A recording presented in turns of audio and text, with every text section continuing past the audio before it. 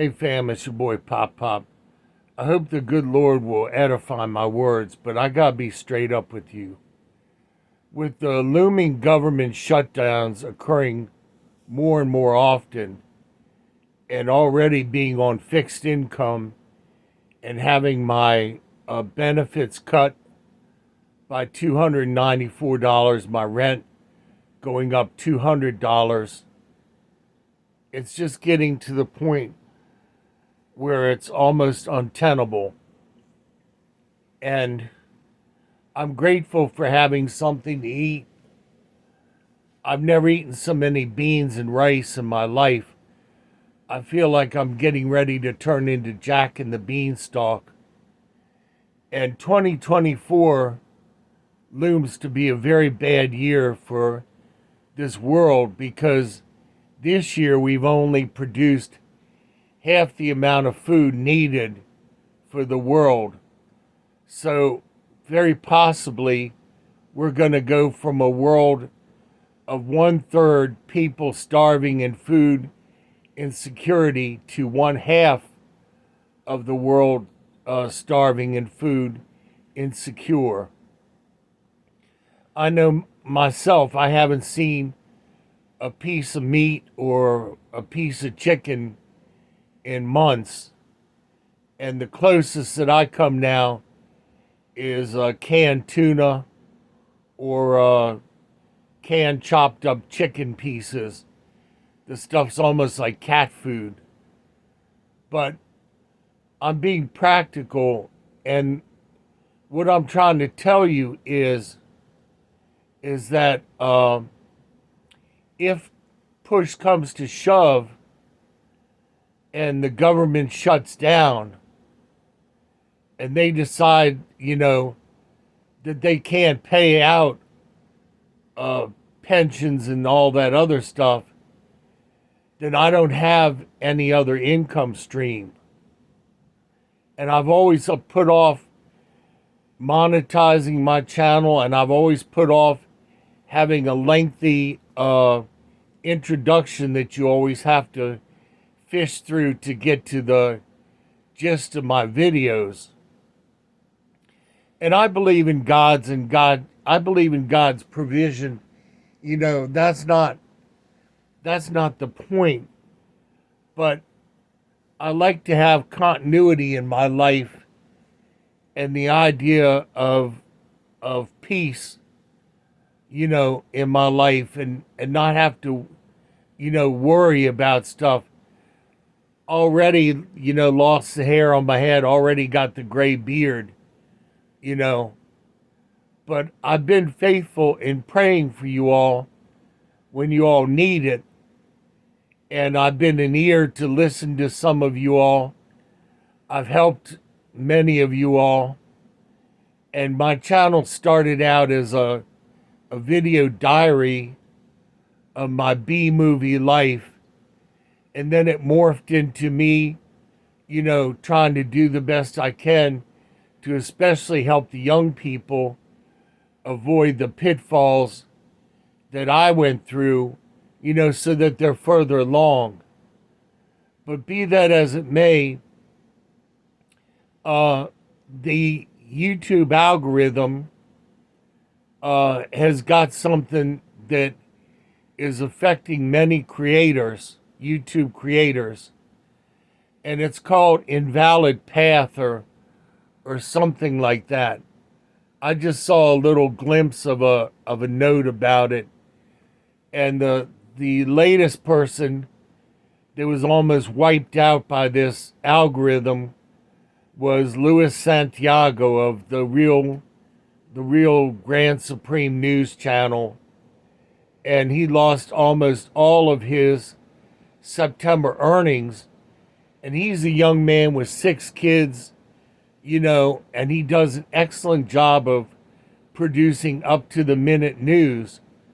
But the problem is when people watch a creator's content over and over and over again without subscribing, the automatic YouTube algorithm figures that person is calling out clicks in order to build their income.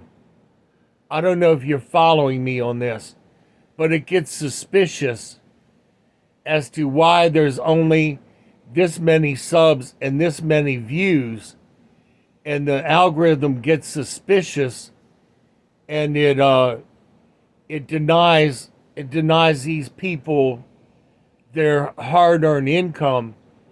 And Luis Santiago is somebody who works 15 hours a day or so, to keep his family fed and to produce his channel.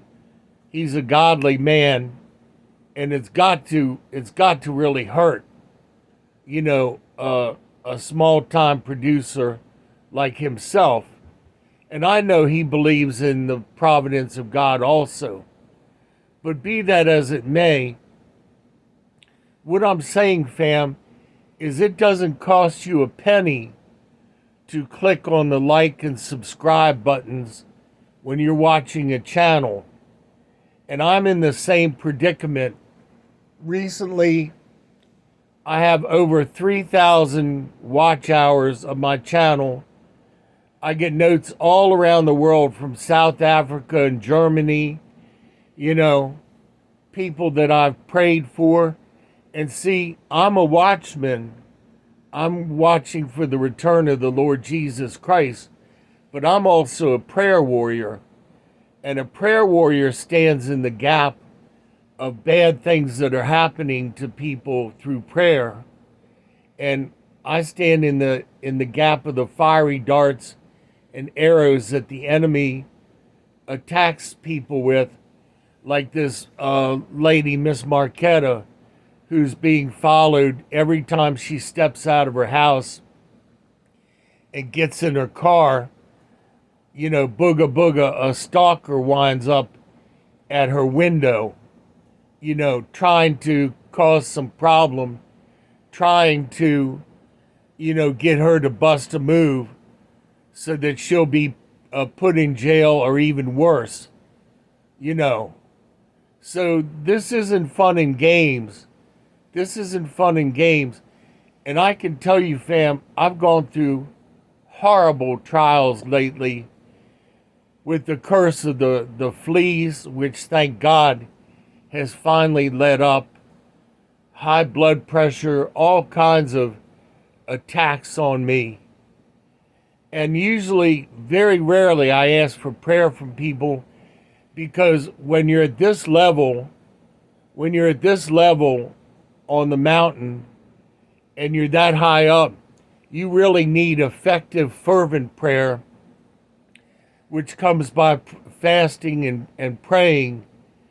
And there are some days when I don't have anything on the TV other than prayer music, and I'll rest in my bed for a few minutes, and then I'll go to the wheelchair, pray, and I'll rest and pray and go back and forth in a cycle and just eat the bare minimum, of what I have left, ration that. And I don't get much encouragement. I mean, I thank those of you that'll buy me a pack of diapers and some old people piddle pads and send me an encouraged note. But for example, my mano derecha, we've known each other for 11 years, used to be best friends, best buddies. And now when he goes to the store for me, he'll open up the door of my room and practically throw the stuff in like I'm an animal in the cage and then slam the door. That's not encouraging, So at times I feel very isolated. And, I'm an up person. I've been taking care of myself since I was a little kid, with the grace of God and the help of God. But when you see old people out in the street in wheelchairs and stuff like that, it gives you something to think about. I'm not asking for the sun and the moon and all of that, and I'm not asking for a quid pro quo or any of that other stuff. All I'm asking is, if you like my channel and you watch my channel, please hit the like and subscribe buttons so that I can eventually monetize my channel and have a backup income so that when this next shutdown comes, I won't get booted out onto the street. And this isn't, like I said, fam, this isn't fun and games. I get an email every month from the Death with Dignity people asking me when I'm going to finally throw in the towel so that they can come and give me something to drink, and I'll reduce my carbon footprint and all that other stuff. Those people aren't playing either. They're like circling like vultures waiting for you. And they have the commercials now where the old person turns to the camera and says, "I've lived a good life." And what they're saying is it's time to go. And I feel as long as I'm productive, and you'll find out, young people, when you get older, your mentality doesn't change much. I still feel like a 29-year-old man, even though I'm bedridden because of the guy punching me in the spine and all of that other stuff, and having to wear a diaper like a 2-year-old. Mentally, in my mind, I'm still 29 years old, and I do love God. It's difficult for me to be lovey-dovey because my family wasn't a huggy, kissy family. With my father using me like an ashtray and punching me in the face and knocking me down the stairs, the basement stairs, almost beating me to death. And my sister holding me at bay in the kitchen when I was 11 years old with a knife to my belly. So it's more difficult for me to show affection. And that actually concerns me in my walk with the Lord. And it's been a journey for me to open up and to especially trust people anymore and all of that other stuff with all of the things that happened to me. But I'm just saying, fam, I'm 150 subs away from what I need to monetize my channel as a backup. And so, all I'm going to tell you, if you're watching my channel day after day and you're not subbed, what can I say? What can I say? It doesn't cost you anything. It's just clicking a couple of buttons and helping somebody get what the Bible says is their due. It says a worker or a soldier is worthy of his hire. I've been faithful to everybody who's ever asked me for prayer, or anybody that I've ever known that's hit me up, to ask for advice or anything. And Luis Santiago's the same way. If you hit him up on his channel and you give him a phone number, he'll actually take time out of his busy day and call you. I gave a phone number out a couple months ago, and somebody turned it over to one of those spam, call centers from India, and the phone just started to ring and ring and ring with all of these calls trying to sell me an extended car warranty and all that other stuff. So that didn't turn out so well, and I literally have to keep that phone turned off. But in any case, I'm just being straight up with you, fam. I'm this close away from monetizing my channel, and I need to get it done before the next government shutdown in order for me to survive financially and, get what I need as far as basic needs. I'm all by myself. It's difficult. it's difficult in the morning to get up and have to transfer to the wheelchair and then clean my bed up and clean all of the diaper and bed and everything up, and then wash up, and then you know put fresh pads and everything on the bed and a fresh diaper, and then I have to turn around and clean the wheelchair up.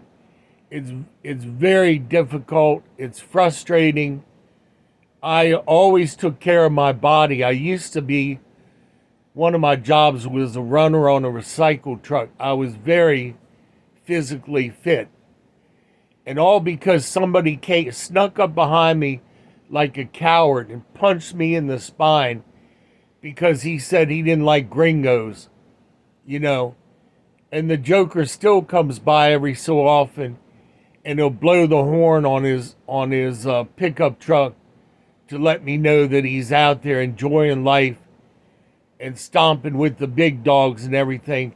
And I've been a prisoner of my room for 5 years now. And I know someday the nightmare will be over. But in the meantime, fam, I have to survive. I have to survive. I worked in a nursing home. And I'm not shading people at nursing homes. All I know is that you'll have one nurse that does a really good job, and maybe the next nurse will come on at nighttime and be tired because they're working a second job and things slip through the cracks. You know, somebody doesn't get their medicine. I saw all that when I worked at the nursing home. You know, sometimes people got excellent care. Sometimes things happened, and we weren't allowed to talk about it. We actually had to sign a release that said we would get fired or prosecuted if we said anything about anything. I worked very hard when I worked at the nursing home. I did an excellent job for my nursing home peeps because I had a heart for them, even though I was getting spit on and bitten and crapped on and everything else that comes with that job. It's a very difficult job, but I did it with the love of God in my heart. And I can honestly tell you that I worked circumspectly, and I worked in the best interests of the people that I cared for. I did laundry, I did everything at the nursing home. And I can tell you, nursing home laundry is an entirely different meaning to laundry when you have to pick out razor blades and needles and false teeth and poop and blood and everything else out of the laundry before you can wash it. And my boss, when I would finish a load of laundry, Mr. Markland would come and he'd say, "Is your laundry clean?" And I would say, "Yes, sir." And he'd say, "I want you to hold a diaper and hold it to your face. If you're that confident that your diapers that you washed are clean, pick one up and put your face in it." So, you know, like I said, I made sure everything was right and that I took good care of my peeps. And I was working 2 jobs at the nursing home and Friendly's Ice Cream until 12:30 in the morning, and walking home at night, and living at Hell House with my brother. Worst time ever in my life, you know, and praying that God would deliver me from that. And then one day out of the blue, my old boss, Mr. Sam, hooked up with me. He said if I would come back to work for him, he'd get me a new car and a place to stay. And that's exactly what he did. He took me down to Academy Ford, who Mr. Lynch is the meanest person. He's the owner of Academy. He was the owner. Meanest person I've ever met when you're a customer buying from the man. The service department was wonderful. The service department and the sales staff was wonderful. Mr. Lynch was having a bad day, and he was the meanest, rudest person I'd ever met. But my boss took me down. He pointed out the most expensive car on the lot, $26,000 back at the time. And I went to a Ford Contour, which was $10,000. And then Mr. Sam settled on a cute little Ford Focus, which was $14,000. But the good Lord answered just like that. And I went back to my brother's house and I got my stuff. And he said, I heard they're not very good cars. And I said, well, it's good enough for me to get up out of here. So I do believe in God. But like I said, fam, the ride hasn't been easy. And you can make it easier on me. You can make it more fair by making sure when you click on the videos, I'm not talking about just my videos. I'm talking about every person's video. It's very important with the YouTube algorithm that when you watch a video that you click like or subscribe, because if you watch a bunch of videos and you're not subbed to it, then the YouTube algorithm gets suspicious and thinks that you're just being clickbait. Especially if you watch a video for a couple of seconds and then go on to something else. And it actually takes money out of the pockets of YouTube creators. So please, fam, I know in this world there's a lot going on, and people get distracted. But please, fam, try and take a little couple seconds more and make sure that you do right for people, and God will bless you for it. Poppity Pops out.